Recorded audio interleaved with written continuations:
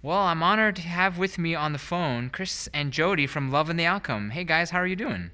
Hey Mike, we're good. Hi, Mike. Yeah, we're awesome. How are you? Well, we're doing just fine. Thanks for taking some time out of your busy schedule to come talk with us. We're looking forward to seeing you here in Syracuse on Saturday, October 3rd at 7 p.m. at Inspiration Hall. It's going to be a great night. We're going to hear you guys share your music and a lot of stuff with us. As we look forward to that, I think we'd like to know a little bit more about you and your musical journey. We know you, we know some of your music that we hear on the radio, but just to get a little bit more about you guys. You're originally from Canada and now touring all over. Do you guys ever get back north of the border at all, or is it all just down here in the U.S. now? We choose wisely when to go. We avoid the winter but yeah, we make a point of going every summer for sure.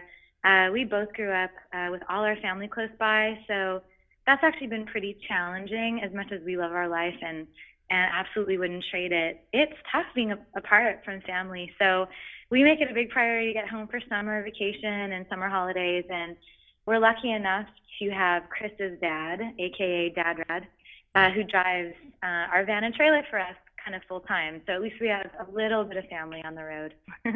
Wow, that's great. How did you both originally get interested and started in music? And then as you sort of answer that, what drove you to make music a career and not just a hobby that you just sort of to keep as something fun to do?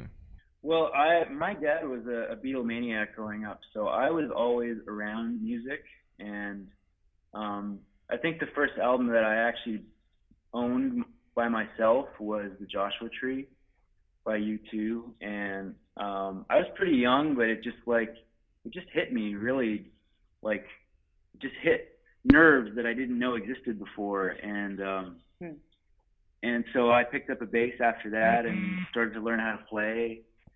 And Jody and I kind of met. That kind of led to playing in church a lot with my dad. And Jody and I kind of met as part of a worship collective in Winnipeg.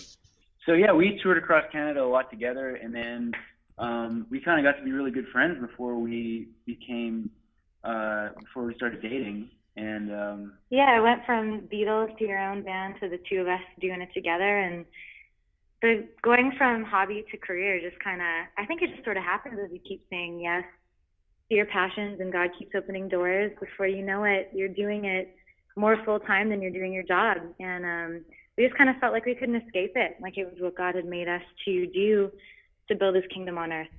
Yeah, well, that's great. So the name of your band, Love and the Outcome, it's a pretty unique name. I think there's every name I would say would have some degree of uniqueness, but this I think is very special. How did that name come about? How did you guys decide to name this entity, Love and the Outcome? Well, we struggled with it for a long time. We knew that God had us on a new mission to do this together, so we took some time to really ask him, what kind of mission he had for us and if the name could sort of embody it. And we just kind of kept coming back to why don't we have God's name in our name? So it's really simple. The name is just God is love and we are the outcome. And that's kind of how we came about it. And we love the idea of fans and friends that came to shows being encouraged to think about what the outcome of God's love in their life is. So when they leave a show, how do I go love people? How do I love my neighbors, myself? What does God's love look like in action in my life? Yeah, that's great. Well, that I think that idea comes out in your music, in your songs too. That notion that God is love, and then we're sort of that, sort of the outcome. I guess is the best way to say it. And when you think about your music and the songs that you perform and the songs that you write, what do you use as your inspiration? I mean, we as fans and as listeners get to hear the music and the words, so we see essentially the end result of what you have put together, sort of from your mind's eye. As you sit down at the creation phase, at the beginning, what goes through your mind, and what do you hope to accomplish with the music that you write, that you put out there? that's a great question and very pertinent because we're in the middle of writing new songs for the next album, and we think about that every day. Yeah.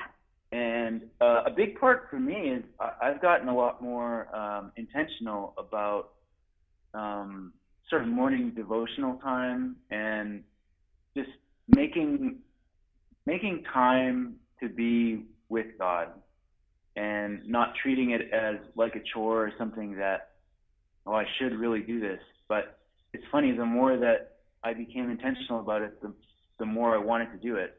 And so that's a big part for me, and I like that. kind of being in community with the church here in Nashville, and putting that intentionality into practice with worship.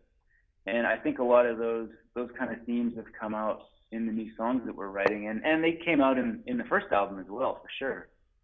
I think a song like "When We Love" is very apropos for that kind of a mindset, that but we're the evidence of His love when we go out and show it. Yeah, that's great. How, so you mentioned one of the songs on your first album.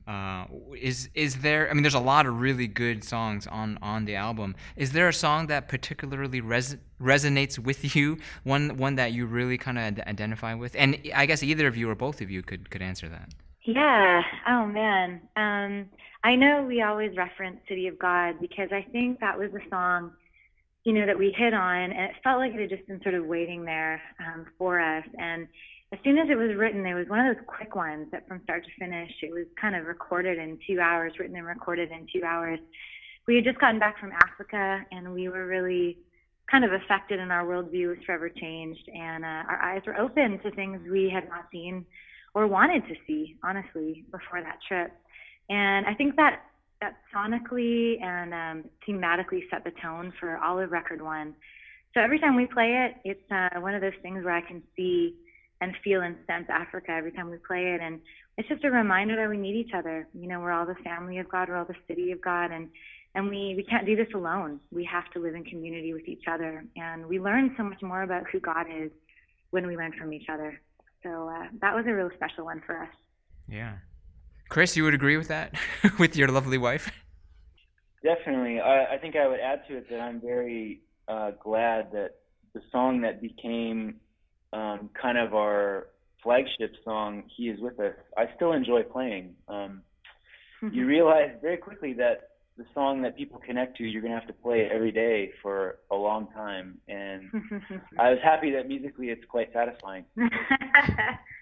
Well, that's a bonus, I guess, so you can enjoy playing it when people are expecting it. In your musical past, in your sort of professional career, you've both been part of other bands. How different is it to be writing and performing your own music as part of your own entity, as opposed to being a supporting member of another group?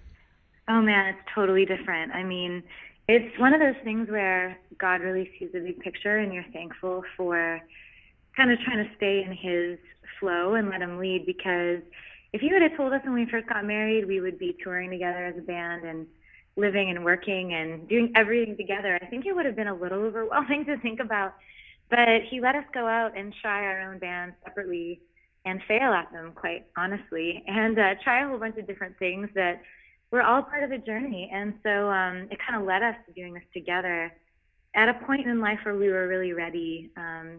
Ego had been dealt with a few times, and failure has this great way of humbling you. And when I say failure, there's no failure when you follow God, because the only thing He asks us to do is love Him, and you can't really fail at that if your heart's for Him. But in terms of career, in terms of earthly drive and ambition, we both had to let go of some dreams, and in the letting go, we found this one, and it had just kind of been waiting there for us. So we don't take it for granted every time we go out on the road together. It's really the best thing, and I don't mean it in a cheesy way, but we hardly saw each other when we first got married, doing our separate bands. And so now getting to wake up, get in the van together, go do this together is a gift we really relish. Well, we're looking forward to hearing your music and interacting with you on Saturday the 3rd. Beyond just the musical performance and the production and all this stuff on stage, is there a message or a thought that you hope to convey to the audience that you hope that the audience will receive? I think there's a whole bunch of new themes on the new album, but the biggest thing God's been really speaking to us has been just to awaken hearts to how much he loves each person that comes. This last weekend, for example, we were in Connecticut, and it was unbelievable the amount of people in our line that just felt unloved and not valued and just sort of out of community, out of sync, just alone. And man, we just meet so many people like that just you're just desiring from the stage when we look out in their eyes for them to feel and sense how big God's love is for them. And so that would be the biggest thing for us, is awakening hearts to how much people are loved and that our identity really comes from that love. Well, that's great. Saturday, October 3rd, 7 p.m. at Inspiration Hall here in Syracuse, New York. It's going to be a really great time. We're looking forward to seeing you guys live here in person. In the meantime, how can people follow you guys online? You have a webpage, Facebook, Twitter? What are the ways that people can follow you online? Yeah, we love being online with people and hanging out. So don't even hesitate. Instagram is what we're probably on the most because we're into following our families and our friends across the world. So you'll find us there just at Love in the Outcome, one word. And Twitter, we picked too long of a name to fit. So it's just Love and Outcome. Okay, great. Well, we'll look for you online. We'll see you in person. Once again, thanks for spending some time with us, and we'll see you real soon. Thanks, Mike. Yeah, we can't. Yeah, it's going to be awesome. Thank you.